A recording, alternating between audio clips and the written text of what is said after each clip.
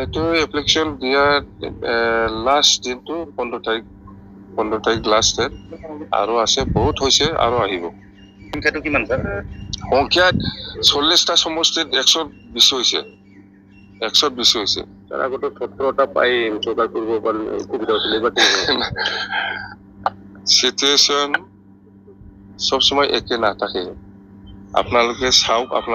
আপোনালোকক মই দেখাই দিম ইউপিএফে চৰকাৰ কৰিব ইউপিএফে চৰকাৰ নকৰে ইউপিএফে আজি চৰকাৰ নহব সেইটো গম পাই আছে প্ৰমোদ বৰাই সেইকাৰণে হাহাকাৰ লাগি আছে কিবা কিবি বকি আছে কিন্তু চৰকাৰ বিফিএফে কৰিব আপোনালোকে নিশ্চিত থাকক আগৰ নিচিনা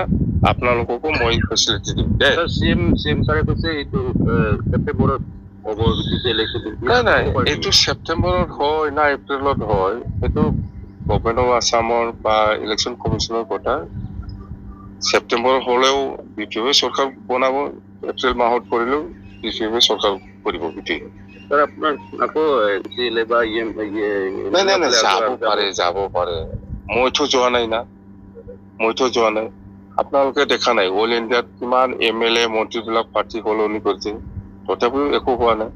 আমাৰো যাব পাৰে কোনোবা যোৱাৰ কোনো আপত্তি নাই কিন্তু মই আছো আপোনাৰ বোলে নমিনেশ্যন দিবলৈ মানুহ নাথাকা হ'ব পিছত কমত পৰি গৈছে কমত যাম বা এইবিলাক কথা কৈ দেই